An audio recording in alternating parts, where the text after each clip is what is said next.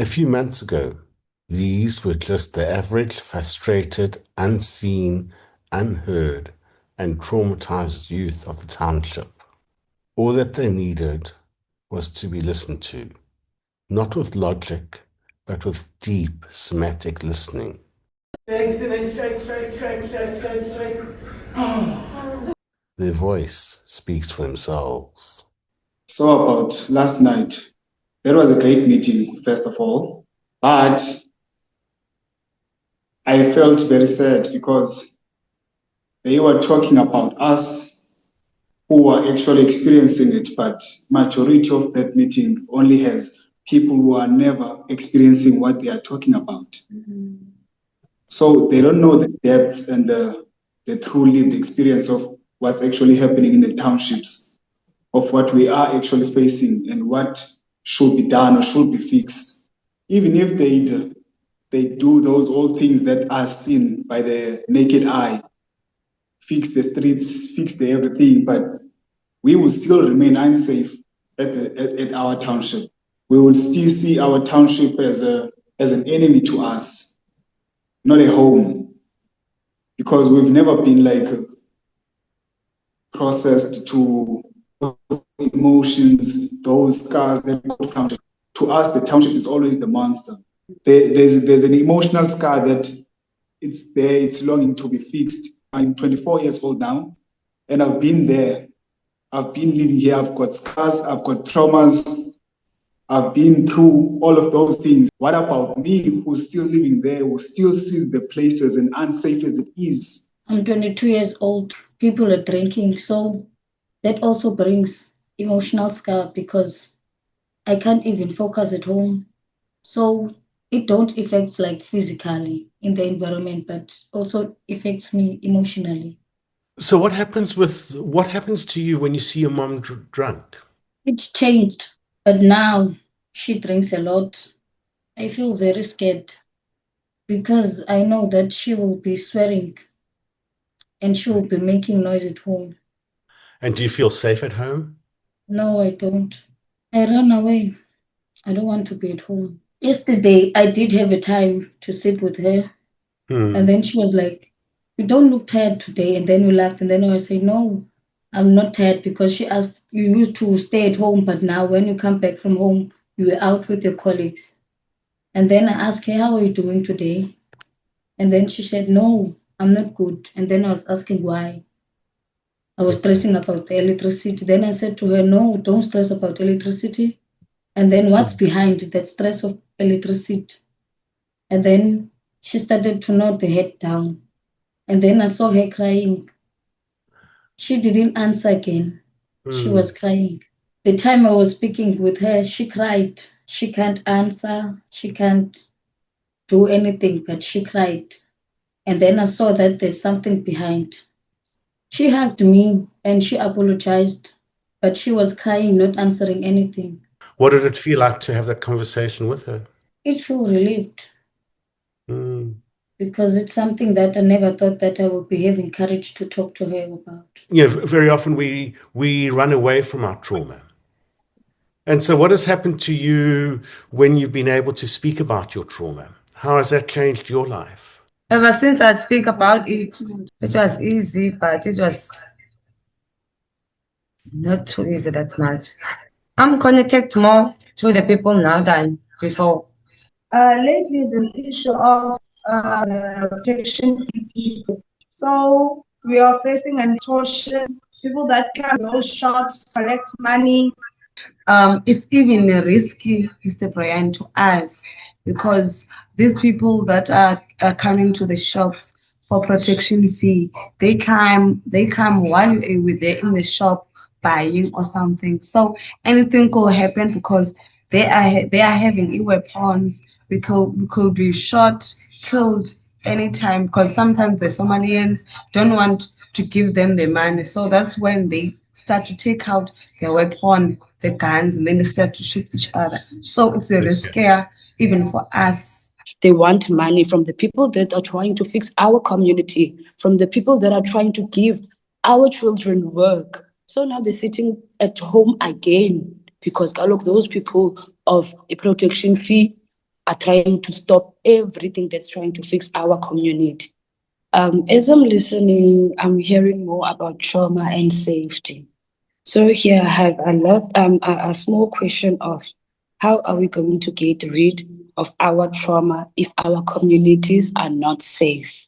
Because even yesterday, from yesterday's meeting, it was amazing because there were like ideas, there were steps and solutions.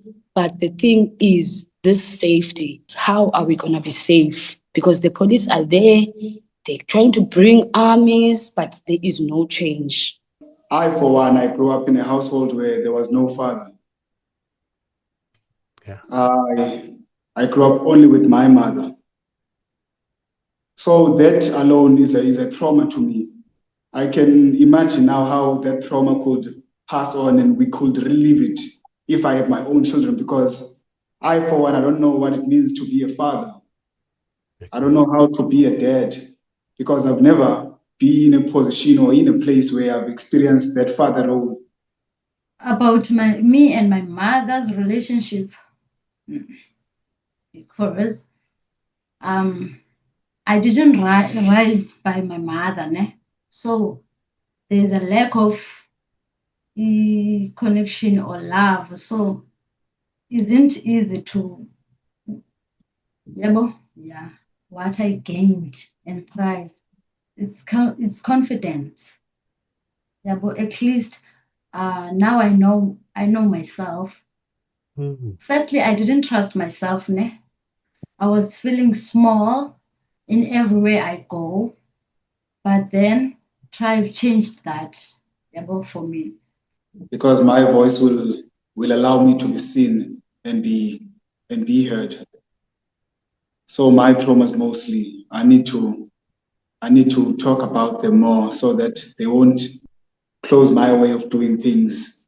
Because even if we do get jobs from the cities and stuff, that's only going to keep us on the survival.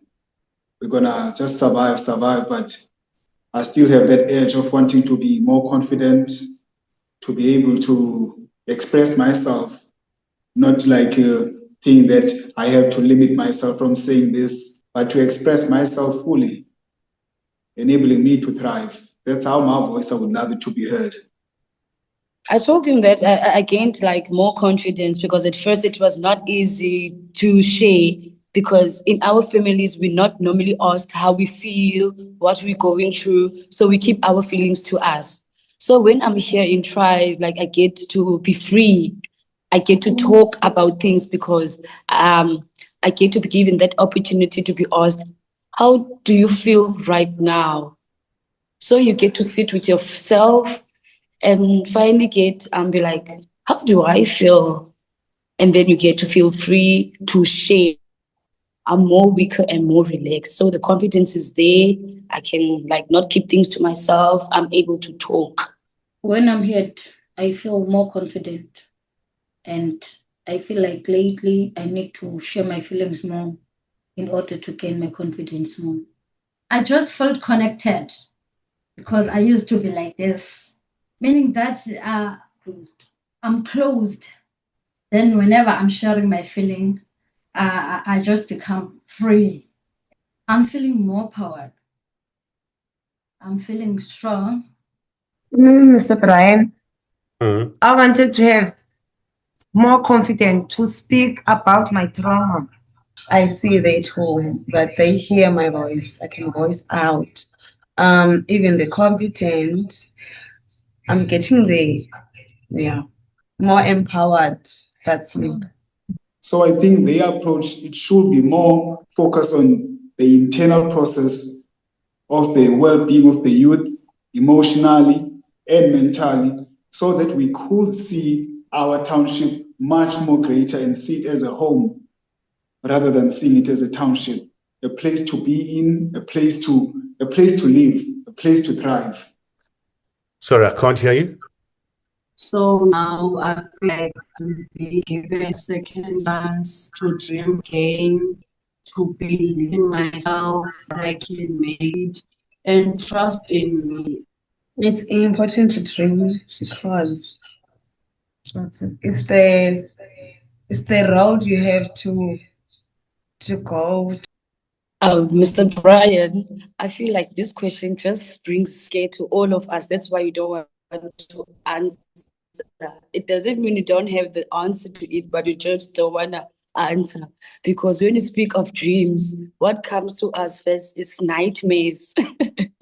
We go through a lot of nightmares, but it's important to dream, because when you dream, it's more like setting goals for yourself and seeing that light coming forward to you. Is that your dreams are really hard to live, giving you faith and hope that things will eventually happen. So those are the type of promise that we need to tap on. We need to heal so that we can grow a much more safer place for their community. But for now, I can say, like, be curious, because your curiosity is your superpower. Yeah. Okay, From beautiful. there, when you can be heard and seen.